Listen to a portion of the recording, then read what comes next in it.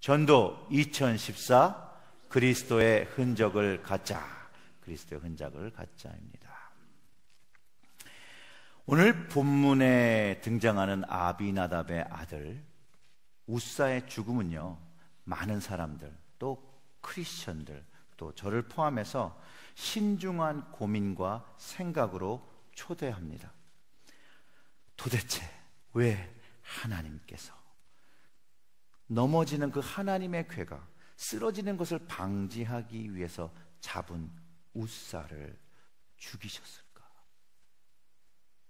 여러분들이 이 우사의 죽음을 어떻게 이해하고 계시며 어떻게 받아들이고 계십니까? 혹 하나님은 사랑의 하나님이시고 용서의 하나님이셨는데 왜 이러셨을까? 고민되고 당황되십니까?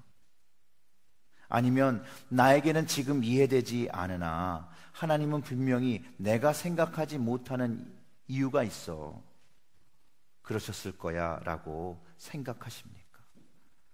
사랑하는 성도 여러분, 여러분들은 우사의 죽음을 통해서 무엇을 깨닫고 무엇을 배우십니까? 또한 이런 성경의 난제들, 그 내용을 빌미삼아 안티 크리스천들은 하나님을 아주 무례하고 옹졸하고 치졸한 사막의 신으로 매도하기도 합니다.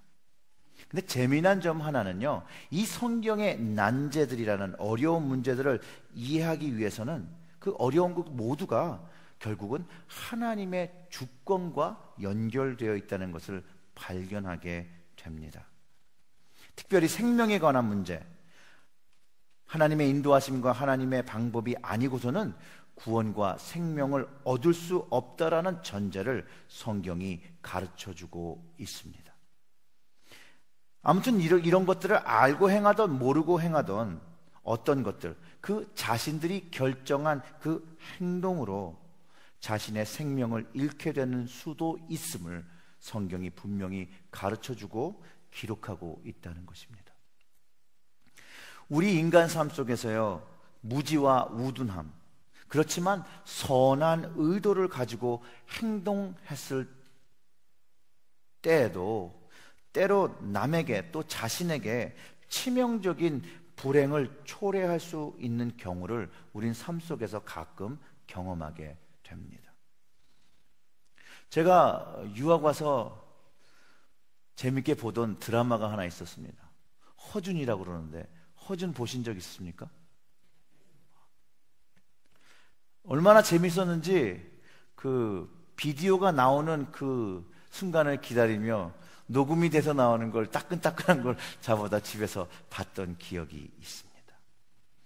잘 기억은 안 나는데 거기서 어떤 일이 있었냐면요, 그 드라마 속에 가난한 아들이 어머니를 너무 사랑해요. 끔찍히 약해요. 근데 어머니가 아프셨어요. 근데 뭔가 해줄 수 없지만 그래도 어머니의 기력을 좀 보강하라고 이 허준이 그 당시에 그게 십전대보탕입니다. 십전대보탕을 해드리라고 그렇게 얘기해줘요. 이 아들이 그 십전대보탕을 드신 그 어머니가 그걸 드시고 회복하시는 것을 보고선 이 아들이 어떻게 했냐면 계속해서 십전대보탕만을 드려요. 그리고 결국에는 어머니가 그 십전대보탕에 있는 무슨 약재가 너무 독해서 눈을 실명하게 되는 그런 장면이 나옵니다. 그 어머니가 실명에 위인 것을 놓은 것을 보면서 허준이 그 한탄하던 장면이 우사의 죽음을 보면 떠오른다는 거죠. 또 교통사고가 나서 사람들이 도와주려고 전문적인 지식 없이 사고당한 이들은 막 움직여요.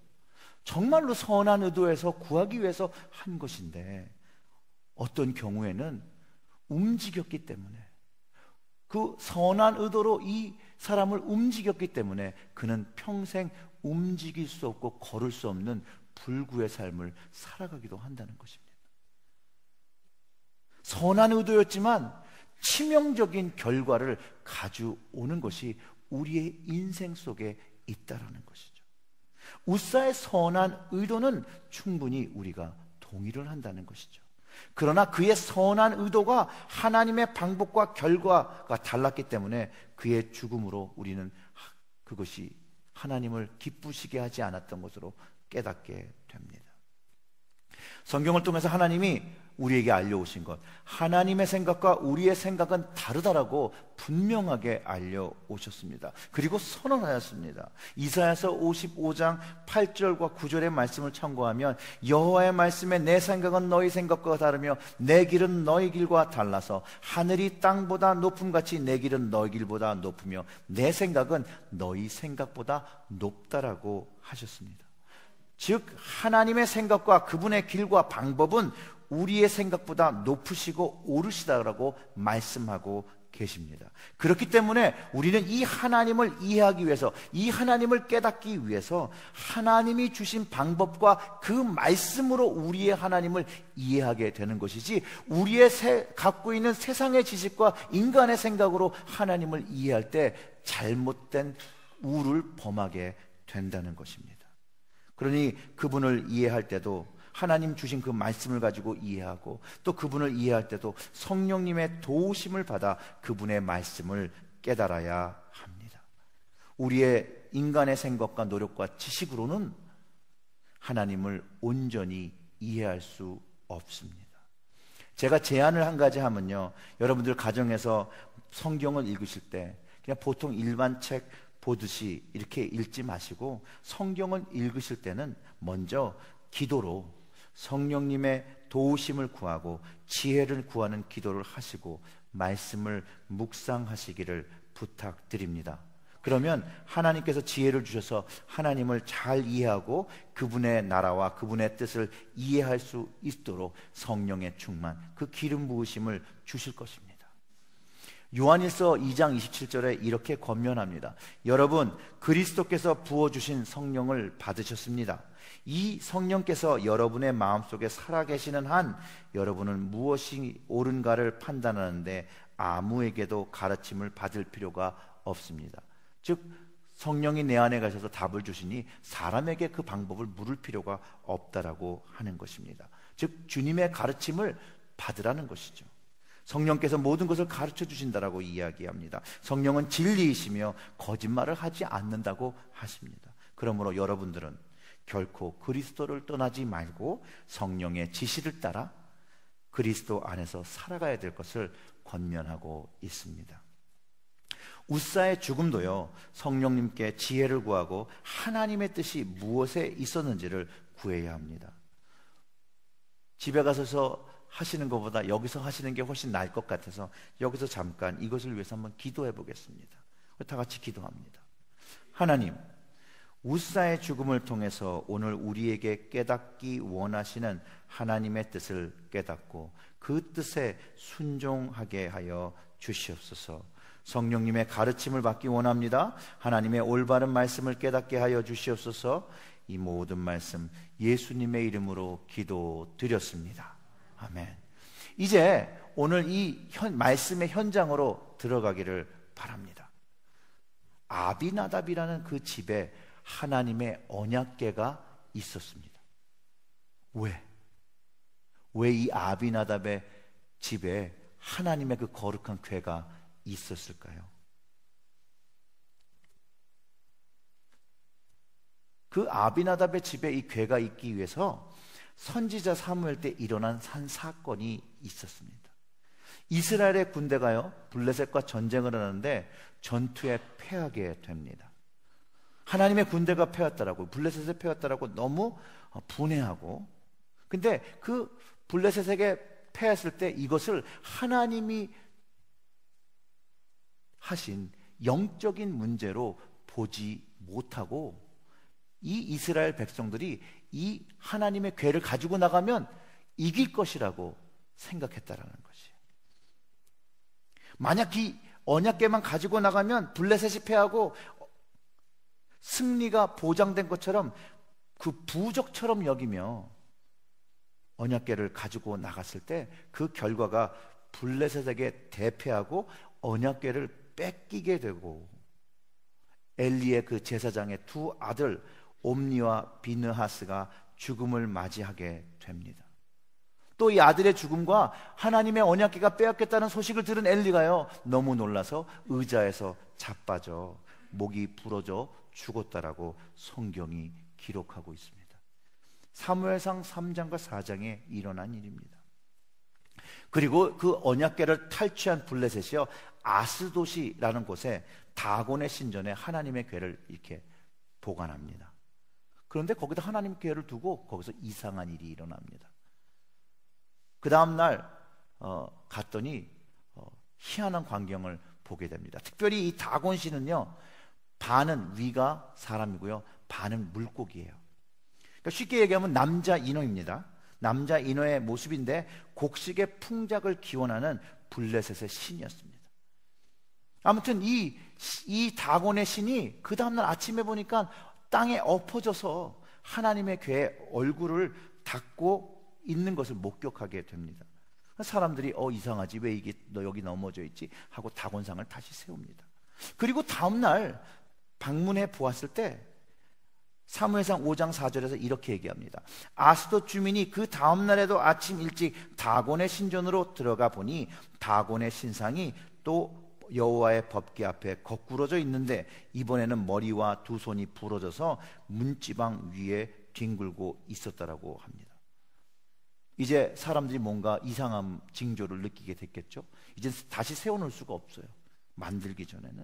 그리고 이 아스돗에서 이제 재앙이 일어나기 시작합니다. 독종이 퍼지기 시작합니다. 사람들이 그것을 위해서 괴로워하기 시작합니다. 그래서 블레셋 사람들이 그럼 이걸 어떡하지 하고 다른 곳으로 옮깁니다. 가드로 보내게 되었습니다. 그곳에 보내진 그 가드, 더 큰 화가 가드에 임하기 시작합니다. 그래서 이번에는 에그론으로 보냅니다.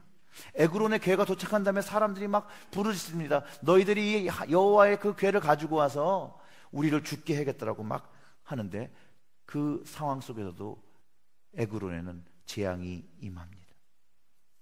그래서 이제 특별 조치를 취하기 시작합니다. 이 블레셋의 방백들이 블레셋의 제사장들과 복술자들을 불러서 이거를 도대체 어떻게 해야 되냐라고 조언을 구하기 시작했다라는 것이죠. 그때 이제 블레셋의 제사장들이 이스라엘의 이 신의 궤를 보내려면 그냥 보내면 안 된다. 속건제, 회개를 하는 그 제사를 드리고 보낼 때 우리가 더 이상 재앙을 받지 않을 것이라고 제안합니다. 즉 이스라엘 신의 궤를 가져온 곳에 회개하는 제사를 지내면 병도 낫고 괜찮아질 것이라고 얘기했다는 것이죠. 그래서 그들이 생각한 대로 블레셋 사람의 방백의 수요대로 금독종 5과 금쥐 5을 제물로 바치라고 합니다. 그리고 새 수레를 만들라고 하고요, 멍에를 메어보지 못한 젖이 나는 소 2를 수레에 끌게 하고 그 수레가 벳세메스 그 땅으로 가면 이스라엘의 신이 우리를 친 것이 아니고, 우연이라고 하지만 그 수레가 벳세메스 길로 바로 가면 이제 우리는 거기서 글로 가지 않으면 우리는 거기서 우연히 일어난 것이라고 말한다라고 얘기한다는 것이죠. 그런데 이 수레가요, 그냥 벳세메스로 그냥 간다는 거예요.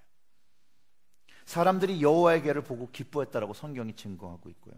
그곳에는 블레셋에서 떨어져서 이제 이스라엘 백성들이 사는 땅으로 이 궤가 갔다라는 것을 알 수 있습니다. 레위인을 부르고요, 번제와 다른 제를 드리고 보는 것을 보고 이제 블레셋 사람이 안정을 취하고 돌아갔다라고 성경이 기록하고 있습니다. 자, 이렇게 제사를 지르고 기뻐했던 벳세메스의 사람들이요, 여호와의 궤를 이렇게 들여다봐요. 우사는 만졌어요. 근데 이 사람들이 여호와의 궤 안을 들여다보았는데, 물론 누군가 만졌으니까 볼 수 있었겠죠. 그런데 만진 사람만 화를 당한 것이 아니라 본 사람, 들여다본 사람 그 70명이 죽임을 당합니다. 성경이 이것을 이렇게 기록하고 있습니다.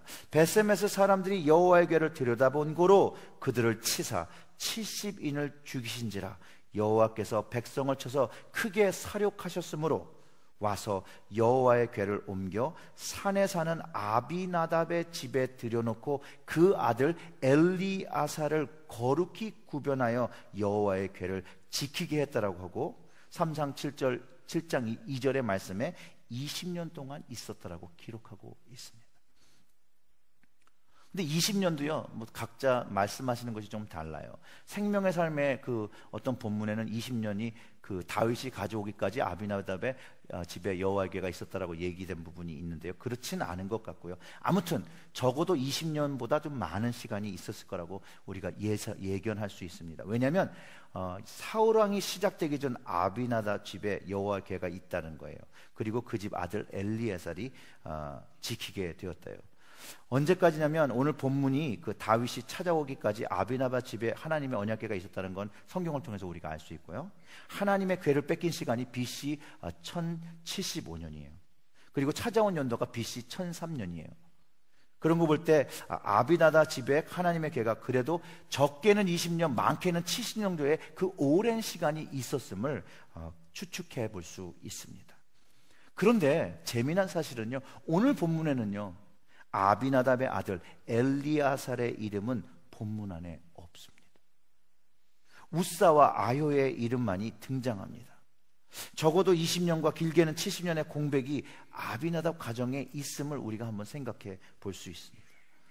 그렇다면 이들은 어떤 방법으로 하나님의 궤를 보관하고 함께 살 수 있었을까요? 다른 쪽에 가면 다 재앙이 임하고 문제가 생겼는데 아비나답의 집에는 그래도 성경이 기록하는데 20년은 그보다 많은 시간들을 잘 지키고 무사했다는 것을 알 수 있다는 것이죠. 그 사람들도 들었을 거예요. 이제 하나님의 궤가 자신의 가정까지 오는 과정 다 들었겠죠. 재앙이 임한 것도 들었겠죠. 혹시 잘못 보거나 만질 때 재앙 들은 이야기를 들었기 때문에 이 가족은 분명히 하나님의 궤를 하나님의 그 거룩한 방법으로 다루어야 하는 것을 알고 있었던 가족이 분명하다라는 것입니다. 근데요, 이 또한 하나님의 언약궤는요, 이스라엘 사람이든 이방인 사람이든 블레셋 방백이든 백성이든 잘못 다룰 때 재앙이 임했던 것을 성경이 분명히 기록하고 있습니다. 어떤 부분에서는요, 재앙이 나오지 않아요. 그렇지만 어떤 부분에서는 재앙을 당하게 됩니다. 다윗이 하나님의 궤를 찾아올 때도요, 아비나답의 가정에 재앙이나 심판을 받았다라고 그런 얘기가 없다라는 거예요. 그런데 이상한 점은 가드의 사람의 집에 갔을 때예요. 여호와의 궤가 가드 사람 오벳 에돔 집에 석 달 있었는데 그 온 집에 복을 주시니라라고 기록하고 있다라는 거예요. 그런데 아비나답 집은 그 오랜 시간을 지키고 있었지만 그 궤가 있었음에도 불구하고 복을 받았다는 말이 기록에 없다라는 것이에요. 그리고 결과적으로는 그 아들이 그것을 만지고 죽게 되었다라는 것이에요. 이상하지 않으십니까? 적어도 20년, 길게는 70년 하나님의 궤를 지킨 가족이 하나님의 임재로 인하여 복을 받았다는 말이 없고, 외려 3개월 있었던 가드 사람 집에는 복을 받았다라고 성경이 기록하고 있다는 것입니다. 불공평하다고 생각하십니까? 어떻게 생각하십니까? 저는 이 두 집을 비교하며 생각할 때 예수님이 하신 말씀 하나가 떠오릅니다. 마가복음 10장 31절의 말씀인데요, 먼저 된 자가 나중되고 나중된 자가 먼저 될 자가 많으니라 라고 하신 말씀이에요. 이스라엘의 모든 백성은요, 하나님의 말씀을 기억하고 외우고 살고 하나님의 말씀에 순종하고 지키며 살아가야 됩니다. 그 신명기의 약속, 6장의 그 약속, 쉐마의 약속을 기억해 본다면 이렇게 말합니다. 이스라엘아 들으라, 우리 하나님 여호와는 오직 하나이신 여호와시니 너희는 마음을 다하고 성품을 다하고 힘을 다하여 내 하나님 여호와를 사랑하라. 오늘날 내가 명하는 이 말씀을 너희 마음에 새기고 내 자녀에게 부지런히 가르치며 집에 앉았을 때든지 길에 행했든지 누웠든지 일어날 때든지 이 말씀을 강론할 것이며 너는 또 그것을 내 손목에 메어 기호로 삼으며 내 미간에 붙여 표를 삼고 내 집 문설주와 밭간문에 기록할지니라. 그러니까 이스라엘의 백성들은 하나님의 말씀을 자기와 가까이 두어서 하나님을 늘 기억하고 하나님의 말씀과 하나님의 방법으로 살아가게끔 부름받은 거룩한 카도시의 백성이었다는 것이죠. 그래서 이스라엘 백성은 하나님을 늘 기억하고 살아야 됩니다. 하나님의 언약이죠. 그리고 그 언약을 지키면 하나님의 축복이 있다라고 그랬다는 거죠. 그 나라의 백성, 하나님의 백성으로 나라로 하나님께서 친히 지켜주시고 하나님께서 친히 싸워주시고 하나님께서 모든 평강과 모든 복을 제공하시겠다라고 하신 것이죠. 하나님의 말씀을 지키면 젖과 꿀이 흐르는 땅에 너의 수요가 번성할 거라고 약속해 주셨습니다. 그리고 이제 아비나답의 가정을 보자는 거죠. 아비나답의 가정이 하나님을 신실하게 잘 믿던 가정이었을까요? 신명기의 그 쉐마의 말씀처럼 자녀를 부지런히 가르치고 말씀을 늘 기억하며 행동하고 살도록 했던 그런 가정이었을까요? 물론 외형적으로 보여주는 신앙, 손목에 그 표를 메고 머리에 미간에 표를 삼고 문설주와 바깥주에 분명히 하나님의 말씀을 기록했을 것이라는 것이죠. 근데 그 우사의 죽음을 통해서 그들의 내면의 신앙이 하나님을 바라보지 않고 있고 하나님을 순종하지 않고 있음을 우리에게 가르쳐주고 있다는 것입니다. 하나님을 경외하고 하나님의 거룩한 방법을 사랑하고 그들이 그 궤를 움직이는 것을 소중히 여겼더라면 그들은 반드시 제사장과 레위인들의 도움을 받고 배워서 하나님의 궤가 자신들의 집에 있을 때 그것을 어떻게 다루고 옮기는 것을 숙지하고 있었어야 합니다. 즉 우사의 죽음은요, 신앙교육의 부재입니다. 하나님의 궤를 지키는 자의 소명을 잘 감당하지 못한 것, 바로 교육의 부재라는 것이죠. 결국 아비나답과 거룩히 구별을 받은 엘리야살이 있었는데도 불구하고 하나님의 궤를 감당하는 가정으로 부르심을 받았는데도 불구하고 감당하지 못하였음을 뿐만 아니라 자기의 아들, 자기의 형제가 죽음에 이르는 그 무지를 불러오게 했다라는 것입니다. 물론 하나님의 궤를 오래 보관하고 재앙을 당하지 않았지만 그 여호와의 궤가 그 집에 있는 동안 하나님의 임재가 거하는 축복을 경험하지 못했다는 것을 우리는 알 수 있습니다. 이것이 오늘 본문이 우리에게 가르쳐주는 가르침 중에 하나입니다. 우리의 가정은 얼마나 하나님의 임재를 소중히 여기며 사랑하며 그분의 임재로 축복을 누리며 살고 있는지 오늘 우사의 죽음을 통해서 우리의 가정을 돌아보아야 합니다. 하나님의 임재로 기쁨을 누리시고 행복을 누리시고 만족을 누리시면서 살고 계십니까? 한 번쯤 우리는 돌아보아야 합니다. 우리 하나님은 좋으신 하나님입니다. 사랑의 하나님이십니다. 이 하나님은요, 우리의 가정에 계시고 우리의 교회에 계시고 우리는 그분을 예배하는 제사장으로 부르심을 받았고 그냥 제사장도 아니 왕같은 제사장으로 부르심을 받았다라고 성경이 분명히 우리의 사명을 가르쳐주고 있습니다. 우리의 가정의 모습이 오벳 에돔의 가정처럼 하나님의 임재를 기뻐하고 그 임재로 인한 축복을 얻고 만족하며 기뻐하며 행복하며 살고 있습니까? 오벳 에돔처럼 하나님의 임재를 기뻐하고 소중히 여길 때 하나님은 그 가정을 모두 축복하시고 사실상 얼마나 좋은 것으로 채워주는지 잘 몰라요. 그렇지만 소문이 날 정도로 축복하셔서 다윗의 귀까지 들리고 그 축복으로 인하여 하나님의 진노가 풀린 것을 알고 이제 다윗이 하나님의 궤를 예루살렘으로 다시 가져오게 됩니다. 오벳 에돔은요, 가드에 살았지만 고핫의 자손으로 하나님의 궤를 옮길 수 있는 족속이었습니다. 이 고핫 자손도 사실상 궤를 만지면 안 돼요. 민수기 4장 15절에 명령되어 있습니다. 그들은 하나님의 법대로 궤를 모시고 움직이기 때문에 축복을 받은 것을 알 수 있습니다. 수년 동안 법궤를 짊어질 기회가 없었어요. 왜냐하면 아비나답 집에 있었잖아요. 늘 아비나답 집에 있는 궤가 움직여지지 않았으니까 짊어질 기회가 없었는데 그 가정은 자신들이 어떻게 하나님의 궤를 지어야 되고 옮겨야 되고 보관하는 줄을 알고 있었고 그것을 그 가정의 자녀들에게 분명히 교육했음을 알 수 있다라는 것이었죠. 아니었다라면 우사와 같은 베세메스와 같은 사람들의 그 실수를 반복했을 것이라는 것이죠. 우리의 가정에 우리의 자녀들에게 하나님의 말씀을 어떻게 가르치고 계십니까? 어떻게 양육하고 계십니까? 여러분의 가정에서 자녀들에게 하나님의 말씀과 주권을 가르치고 계십니까? 기도하는 방법을 가르치고 계십니까? 신앙의 가정이 되어서 신앙의 자녀가 되기 위해서, 그들을 만들기 위해서 하나님의 말씀에 따라 양육하고 계십니까? 아니면 세상의 방법을 쫓아 자녀들을 양육하고 계십니까? 사랑하는 성도 여러분, 우리는 배운 만큼 아는 범위 안에서 행동하고 결정합니다. 우리의 자녀들도 마찬가지입니다.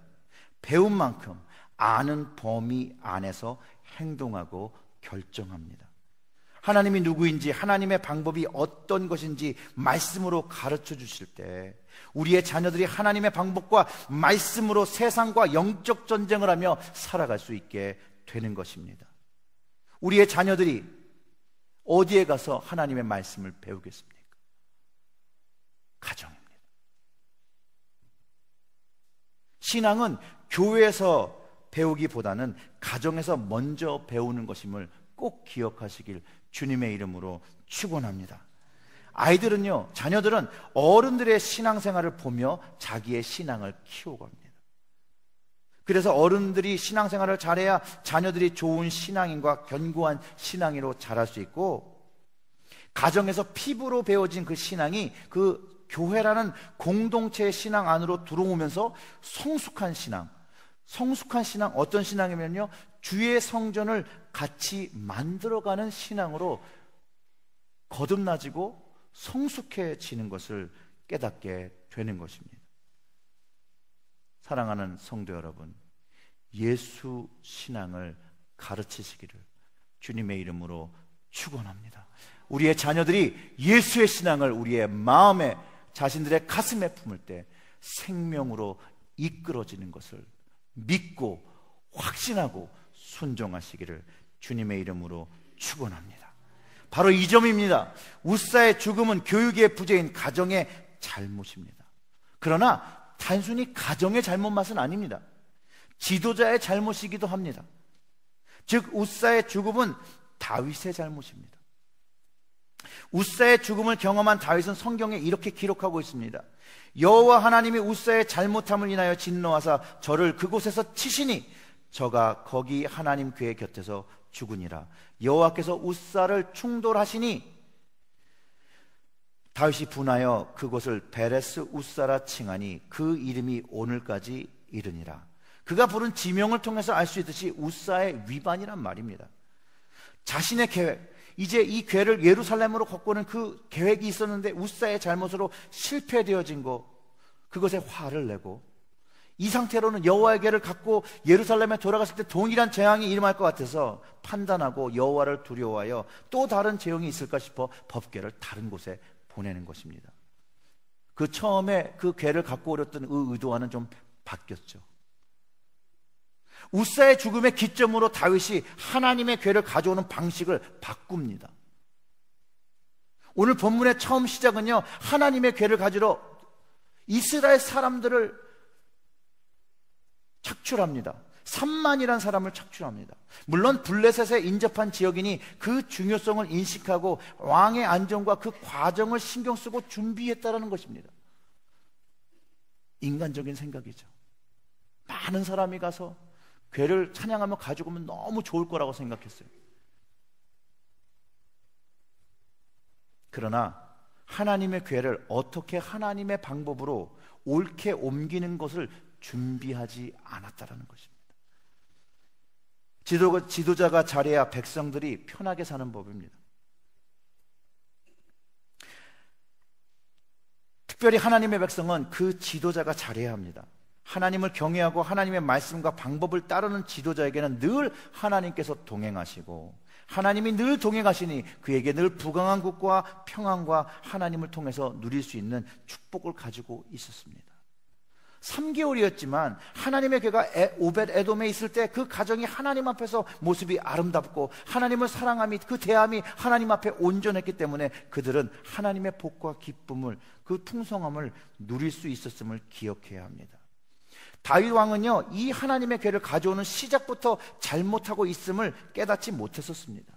그저 하나님의 궤를 새로운 도시, 자기의 그 City of David이라는 그 예루살렘으로 가져오는 그 좋은 시도, 물론 좋은 마음에서 시작되는 것을 알 수 있습니다. 나쁜 마음을 했다는 것은 아닙니다.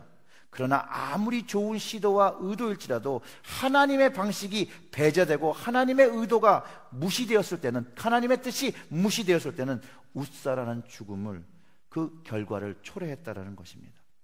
만약 그가 레위인이나 제사장들에게 물어보고 하나님을 괴를 어떻게 가지고 왔는지 물어봤다면, 그리고 준비했다면, 단박에 아비나답의 아들들이 하나님의 괴를 수레에 담았을 때 잘못된 것을 지적하고, 민수기 4장 15절에서 기록된 것처럼 행진할 때 아론과 그 아들들이 성소와 성소의 모든 기구를 덮기를 필하거든 고핫 자손이 와서 맬 것이니라. 그러나 성물은 만지지 말지니 죽을까 하노라. 회막 물건 중에 이것은 고핫 자손이 맬 것이라고 말하고 있다는 것을 지적했을 것이라는 것이. 각자의 맡은 소명들이 있었습니다. 이스라엘 백성 중에는 고핫 자손이 만질 수 있는 것, 레위인이 할 수 있는 것, 제사장들이 할 수 있는 것 다 구분되어 있었다는 것이죠. 고핫 자손이라도 괴를 만지면 죽는다고, 움직이는 사람들도 허락을 받았지만 그것을 만지면 죽는다고 했다는 것이죠. 근데요, 우사가 죽은 뒤에 다윗이 우연히 고핫 자손 오벳 에돔에게 괴를 가져라고 한 것은 아니라는 거죠. 그 괴를 움직이고 맬 수 있는 사람이 따로 있다는 것을 나중에 인식하고 자기의 잘못을 깨닫고 하나님의 방법을 찾아 행하는 그 변화를 보여주고 있습니다. 다윗이 아비나답 집에서 하나님의 괴를 옮기러 갈 때 미리 이것을 알았다면 우사는 죽음에 이르지 않았습니다. 이것을 볼 때 지도자의 역할이 얼마나 큰지 다시 한번 깨닫게 됩니다. 다윗의 선한 의도로 하나님의 괴를 가져간 것은 분명하나 그의 준비 없음과 무지함으로 우사가 생명을 잃었다는 것입니다. 새 수레에 하나님의 괴를 실었던 것, 그 무지한 블레셋 사람의 지혜였지 그것은 하나님의 방법이 아니었다라는 것이죠. 또한 수레에 그 괴를 실을 때까지, 출발할 때까지 우사와 아효는 죽지 않고 그 출발을 했다라는 것이에요. 그러나 하나님의 간섭이 나곤의 타작 마당에서 속아뛰었어요. 그 앞에 이스라엘 족속들이 악기와 수금과 비포와 양금과 재금으로 연주할 때도 소들은 얌전하게 갔습니다. 하나님을 괴를 지키던 가정도 이 괴가 움직이는 것이 하나님의 뜻인지도 묻지 않았다라는 것이에요. 다윗이 하나님의 괴를 가져가야 되는 것도 묻지 않았고, 다윗 역시도 하나님 괴를 하나님의 뜻에 의해서 갖고 와야 되는지도 묻지 않았다는 것입니다. 철저하게 자신의 생각으로 또 사람의 생각을 구하며 하나님의 괴를 예루살렘 새로운 도시로 가져오게 하렸던 다윗의 시도가 잘못이었고 그 잘못이 우사의 죽음으로 이어졌다는 것입니다. 역대상 13장을 보면요, 다윗이 이스라엘 천부장과 그 군사들과 또 대신들과 회의를 하고요, 이스라엘 백성들이 좋게 여기면 괴를 옮겨오겠다는 그 결정을 그곳에서 합니다. 하나님께 구했다라는 말이 없습니다. 다윗이 처음부터 하나님의 의도를 구하지 않은 것, 금방 말씀드렸던 것처럼 우사의 죽음으로 이어진 것입니다. 세월호의 비극도 마찬가지입니다. 그 배를 소유한 지도자의 잘못, 그 배를 이끌고 있던 선장의 잘못으로, 그 지도자의 잘못으로 생명이 잃어버리는 그 잘못들을 범하게 됩니다.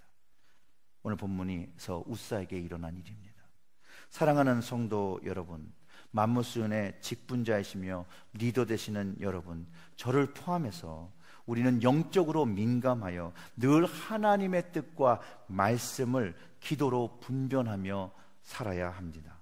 왜냐하면 우리에겐 연약한 약점, 무지함이 있고 실수가 많기 때문에 그 연약함으로 하나님을 간구하고 교회를 섬기게 될 때 우사가 죽음을 맞이했던 것처럼 실족한 영혼들이 생겨지는 것이 있음을 반드시 생각해야 합니다.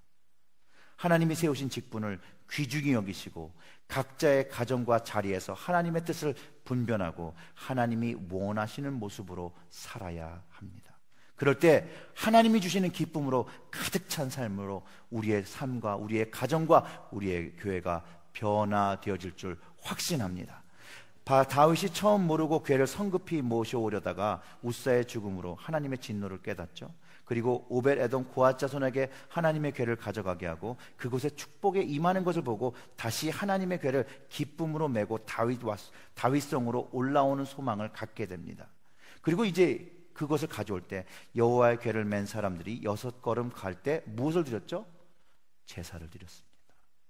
다윗은 아비나답 집에서 하나님의 궤를 가지고 나올 때 제사를 드리지 않았습니다. 그가 하나님께 살진소와 송아지를 제사로 드릴 때 다윗성으로 하나님의 궤가 이제 옮겨집니다. 하나님의 방법으로 고앗 자손이 메어서 이제 옮겨지게 됩니다. 하나님의 궤는요, 하나님의 임재를 나타냅니다. 우리가 이 말씀을 우리 삶에 적용하면 바로 이것은 예배입니다. 우리가 하나님의 받으시는 예배를 드릴 때 하나님의 임재가 우리의 가정과 교회와 나라에 임합니다. 근데 바른 방법으로 해야 된다는 것이죠. 하나님의 방법으로 해야 된다는 것입니다. 처음에 3만이 궤를 가져갔을 땐 진노만 임했습니다. 즉 하나님의 예배함은 숫자에 있지 아니하다는 것입니다.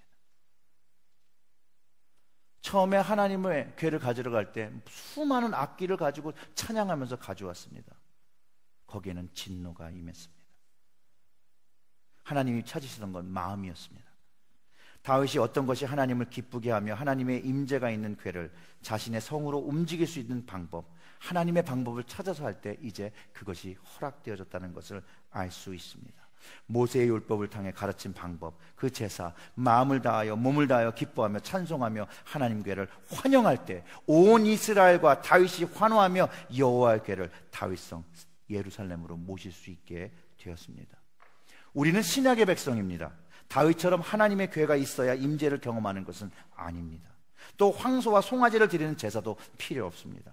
그러나 신약의 백성으로 하나님의 방식과 뜻을 따라야 합니다. 즉 예수님을 통해서 하나님의 뜻을 가르쳐 주시고 알려주셨던 것처럼 예수님의 방식, 주님의 방식을 따라 예배해야 합니다. 예수님처럼 생명으로 세상을 본받지 아니하고 하나님의 뜻을 따라 십자가의 도를, 그 능력 주신 것을 배워 우리 삶 속에서 하나님이 기뻐하시는 거룩한 삶의 제사를 드려야 하는 것이 우리가 드려야 할 영적 예배입니다. 우리가 세상 속에서 살아가지만 세상과 세대를 본받지 아니하고 마음을 새롭게 하여 하나님의 선하고 기쁘신 뜻을 늘 분별하고 순종하고 행해야 합니다.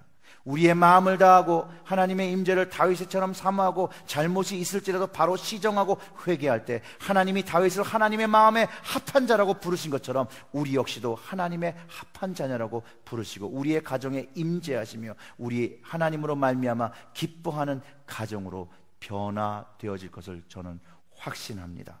그리고 우리가 믿고 고백하는 예수님, 이렇게 말씀하셨습니다. 자기를 힘입어서 하나님께로 나아가는 자들을 온전히 구원하시고 주님이 항상 살아서 계셔서 우리를 위하여 간구하고 계시더라고 합니다. 웃사의 죽음으로 하나님 앞에 우리의 모습을 돌아보기를 소원합니다. 우리의 가정, 우리의 자녀, 우리의 교회의 모습을 하나님의 말씀으로 보기를 원하고 질문하기를 원합니다. 우리의 가정의 모습이, 우리의 자녀의 모습이, 우리의 교회의 모습이 하나님 말씀으로 바로 서 있습니까? 그렇지 않으면 돌이켜서 하나님의 방법과 말씀을 배워 하나님이 원하시는 가정과 자녀와 교회를 만들기를 주님의 이름으로 축원합니다. 히브리서 12장 5절부터 10절의 말씀, 이 말씀의 축복을 누리시기를 바라는데요, 이 말씀을 들어보세요. 이 말씀으로 오늘 말씀을 마칩니다. 내 아들아, 주의 징계하심을 경히 여기지 말며 그의 꾸지람을 받을 때 낙심하지 말라. 주께서 그 사랑하시는 자를 징계하시고 그 받으시는 이들마다 채찍질하심이라 하셨으니 너희가 참음은 징계를 받기 위함이라. 하나님이 아들과 같이 너희를 대우하시나니 어찌 아비가 징계하지 않는 아들이 있으리요. 징계는 다 받는 것이거늘 너희가 없으면 사생하여 참 아들이 아니니라. 또 우리의 육체의 아버지가 우리를 징계하여도 공경하였거늘 하물며 모든 영의 아버지께서 더욱 복종하여 살려 하지 않겠느냐. 저희는 잠시 자기의 뜻대로 우리를 징계하였거니와 오직 하나님은 우리의 유익을 위하여 그의 거룩하심에 참회케 하시니라. 아멘. 하나님의 징계를, 하나님의 사랑을 두려워하지 마시고 하나님 임재 안에서 누리시는 모든 좋은 것들, 축복들을 누리시기를 주님의 이름으로 축원합니다. 기도하겠습니다.